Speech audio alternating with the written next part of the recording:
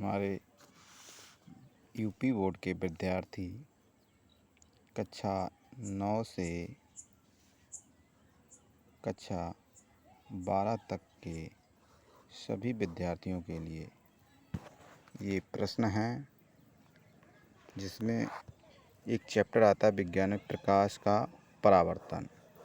और ज़्यादातर हमारे विद्यार्थी यूपी बोर्ड 10th के विद्यार्थी अच्छे से क्वेश्चन को तैयार करें, जिससे कि आने वाले भविष्य में आपके यूपी बोर्ड में विज्ञान में 20 नंबर के बहुविकल्पी प्रश्न पूछे जाते हैं, जिसमें 20 में 20 अंक हासिल करने के लिए आप इन प्रश्नों को अच्छे से तैयार करें। चलिए स्टार्ट करते हैं। प्रकाश किस तरंग का उदाहरण है? प्रकाश विद्युत चुंबकीय तरंग का उदाहरण है।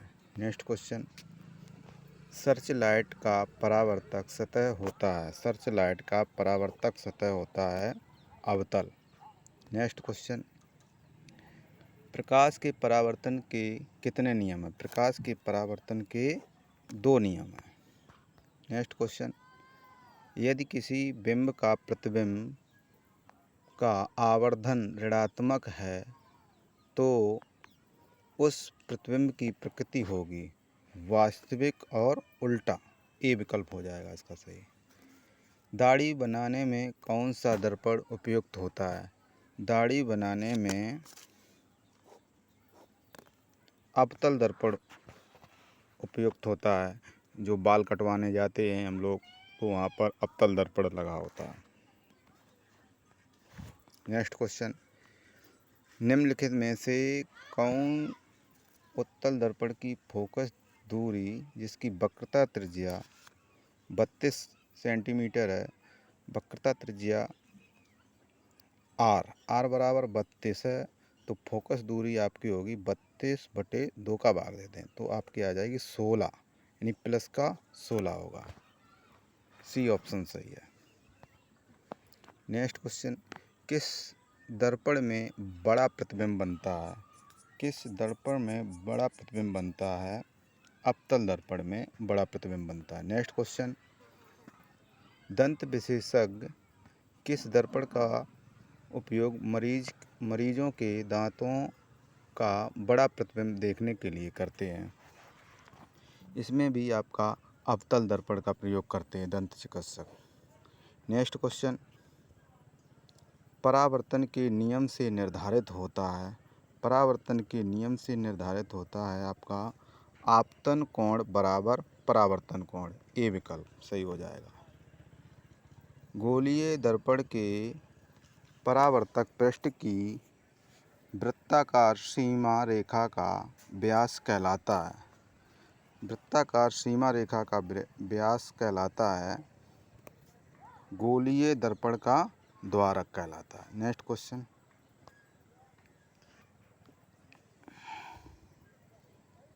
किसी वस्तु को हम तभी देख पाते हैं जब वह वस्तु प्रकाश को परावर्तित करे। प्रकाश को क्या करे? परावर्तित करे। नेक्स्ट क्वेश्चन, यदि किसी वस्तु को एक दर्पण के सम्मुख किसी भी दूरी पर रखने से उस वस्तु का प्रतिबिंब सदैव सीधा और छोटा बनता है तो वह दर्पण होगा आपका उत्तल दर्पण होगा। नेक्स्ट क्वेश्चन, तीसरा क्वेश्चन आता है,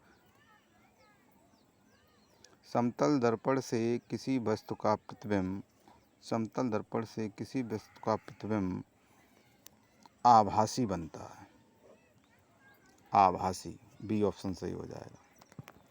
नेक्स्ट क्वेश्चन, प्रकाश की एक किरण किसी समतल दर्पण पर 60 अंश का कोण बनाते हुए टकराती है तो उसका परावर्तन कोण होगा।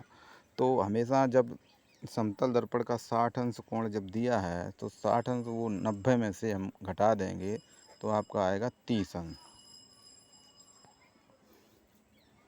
क्या समतल दर्पण से बने प्रतिबिंब को पर्दे पर उतार सकते हैं? पर्दे पर उतार सकते हैं? नहीं उतार सकते। किसी दर्पण के सामने आप चाहे जितनी दूरी पर खड़े हों, आपका प्रतिबिंब सीधा ही बनता है, संभवतः सीधा ही बनता है। संभवतः दर्पण है। समतल और उत्तल दर्पण में कितनी भी दूर खड़े हो, आपका प्रतिबिंब हमेशा सीधा ही बनेगा। डी विकल्प सही है इसका। नेक्स्ट क्वेश्चन, किस दर्पण में वास्तविक प्रतिबिंब नहीं बन सकता है? किस दर्पण में वास्तविक प्रतिबिंब नहीं बन सकता है? समतल दर्पण में वास्तविक प्रतिबिंब नहीं बन सकता है। नेक्स्ट क्वेश्चन, उत्तल दर्पण से प्रतिबिंब सदैव बनता है। उत्तल दर्पण से प्रतिबिंब सदैव बनता है ध्रुव तथा फोकस के बीच में। नेक्स्ट क्वेश्चन, निम्न में से किस दर्पण द्वारा किसी वस्तु का वास्तविक प्रतिबिंब मिल सकता है?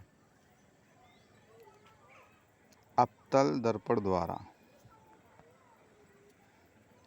यदि किसी वस्तु को एक दर्पण के सामने निकट रखने पर प्रतिबिंब सीधा बने, किंतु दूर रखने पर प्रतिबिंब उल्टा बने, तो वह दर्पण होगा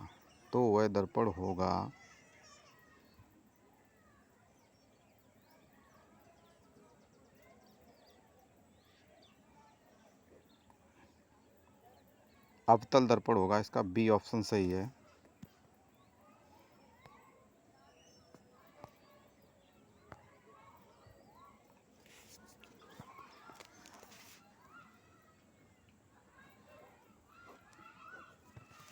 नेक्स्ट क्वेश्चन चलते हैं। निम्नलिखित में से किस दर्पण द्वारा किसी वस्तु का आभासी प्रतिबिंब प्राप्त किया जा सकता है? आभासी प्रतिबिंब प्राप्त किया जा सकता तीनों प्रकार के दर्पणों द्वारा। तीनों प्रकार के दर्पण आपके कौन होते हैं? समतल दर्पण, अवतल दर्पण, उत्तल दर्पण। तो इसका डी ऑप्शन सही हो जाएगा। नेक्स्ट क्वेश्चन चलते हैं। उत्तल दर्पण में परावर्तक सतह पर लंबवत गिरती किरणें फोकस पर अपसारित हों तो लगती हैं। निम्नलिखित में किसके द्वारा एक बिंदु स्रोत से समांतर किरण पुंज मिल सकता है? समांतर किरण पुंज मिल सकता है अवतल दर्पण के द्वारा। नेक्स्ट क्वेश्चन चलते हैं। एक अवतल दर्पण में वस्तु मतलब इसको बिंब बोलते हैं, की स्थिति फोकस और ध्रुव के बीच हो तो प्राप्त प्रतिबिंब होगा आपका आभासी। आभासी को ही दूसरा नाम काल्पनिक होता है और बड़ा होगा। नेक्स्ट क्वेश्चन, मोटर गाड़ी चालक के सामने लगा रहता है। मोटर गाड़ी चालक के सामने क्या लगा रहता है? उत्तल दर्पण। यानी साइड में पीछे की देखने के लिए जो शीशे होते हैं वो उत्तल दर्पण होता है। नेक्स्ट क्वेश्चन, गोलीय दर्पणों में दूरियों को सदा किस सापेक्ष मापते हैं? किसके सापेक्ष मापते हैं? नेक्स्ट क्वेश्चन, ध्रुवों के सापेक्ष मापते हैं। कहाँ पर स्थित होने से वस्तु का प्रतिबिंब अवतल दर्पण के फोकस पर बनता है? कहाँ पर स्थित होने पर अवतल दर्पण का प्रतिबिंब फोकस पर बनेगा? अनंत पर। यदि वस्तु आपकी कहाँ हो? अनंत पर। बिंब कहाँ पर होना चाहिए? अनंत पर। तो प्रतिबिंब आपका बनेगा फोकस पर। नेक्स्ट क्वेश्चन, वस्तु से छोटा और आभासी प्रतिबिंब इनमें से किस दर्पण से प्राप्त होगा? इनमें से किस दर्पण से प्राप्त होगा?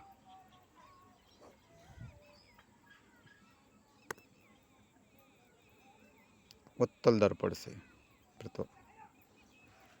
अवतल दर्पण की फोकस दूरी उसकी वक्रता त्रिज्या की आधी होती है। वक्रता त्रिज्या जैसे 20 है तो फोकस दूरी 10 होगी। वक्रता त्रिज्या 32 है तो फोकस दूरी 16 होगी। उसकी आधी होती है हमेशा। नेक्स्ट क्वेश्चन,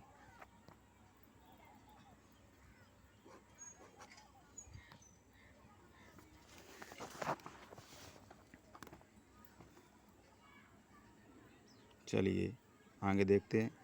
किस दर्पण में केवल आभासी प्रतिबिंब बनेगा? समतल तथा उत्तल दोनों में आभासी प्रतिबिंब बनता है। नेक्स्ट क्वेश्चन अभी हाल ही कराया था पीछे। हमारी आँखें जो देख सकती हैं वे वस्तुएं होती हैं प्रदीप्त और दीप्त दोनों होती हैं। दीप्त भी होती हैं, प्रदीप्त भी होती हैं। नेक्स्ट क्वेश्चन, ईंट है पारदर्शी। क्या ईंट आंखों के सामने रखो आसपास देखा जा सकता? नहीं देखा जा सकता। तो ईंट है अपारदर्शी पदार्थ। तो अपारदर्शी पदार्थ है तो ऑप्शन हो जाएगा आपका बी। नेक्स्ट क्वेश्चन, एक मनुष्य समतल दर्पण की ओर 3 मीटर प्रति सेकंड की चाल से आ रहा है। मनुष्य को दर्पण में अपना प्रतिबिंब किस चाल से आता हुआ प्रतीत होता है? देखिए इसका दोगुना हो जाता है। जैसे 3 मीटर प्रति सेकंड के वेग से चल रहे तो इसका दोगुना हो जाएगा 6 मीटर प्रति सेकंड की चाल से, यानी दोगुना दिखाई देता है प्रतिबिंब में। जैसे इधर चलेंगे 10 मीटर प्रति सेकंड तो उसमें 20 मीटर प्रति सेकंड दिखाएगा। तो इसमें ऑप्शन कौन हो जाएगा? 3 मीटर प्रति सेकंड की चाल से आ रहा है तो दर्पण में उसका प्रतिबिंब 3 दूनी 6 मीटर प्रति सेकंड होगा। नेक्स्ट क्वेश्चन,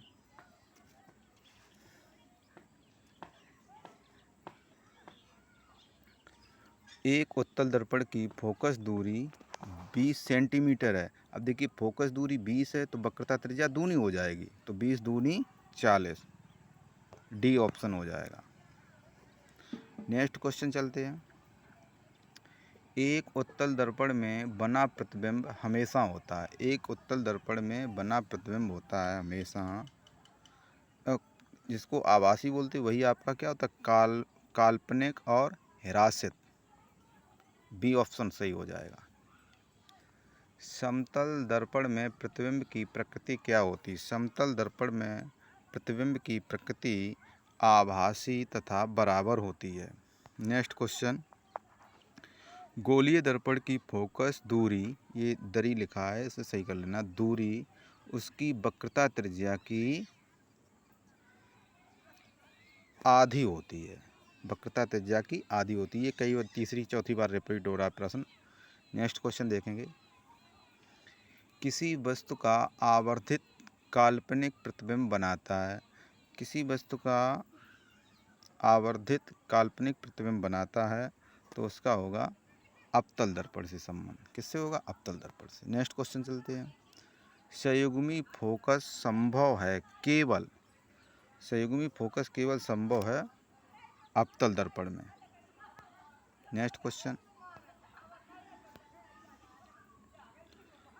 सर्च लाइट का परावर्तक सतह होता है। सर्च लाइट का परावर्तक सतह होता है अवतल।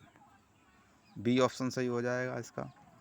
एक गोलीय दर्पण द्वारा बने प्रतिबिंब का आवर्धन ऋणात्मक है तो प्राप्त प्रतिबिंब होगा, तो प्राप्त प्रतिबिंब होगा आपका उल्टा होगा। कैसा होगा? उल्टा। यदि ऋणात्मक है तो प्रतिबिंब हमेशा उल्टा बनेगा। समतल दर्पण में प्रतिबिंब का आवर्धन होता है। समतल दर्पण में प्रतिबिंब का आवर्धन होता है 1 के बराबर। आवर्धन क्षमता 1 होती है समतल दर्पण की, 1 के बराबर। सी ऑप्शन सही हो जाएगा। नेक्स्ट क्वेश्चन चलते हैं। उत्तल दर्पण द्वारा बना प्रतिबिंब होता है। उत्तल दर्पण द्वारा बना प्रतिबिंब हमेशा सीधा होता है। ये ऑप्शन सही हो जाएगा। साइड मिरर मतलब ड्राइवर जो होता है, ड्राइवर के पास में पीछे की जो गाड़ियाँ आती हैं वो पश्च दृश्य देखने के लिए कौन सा दर्पण लगाया जाता है? दर्पण नहीं, लेंस।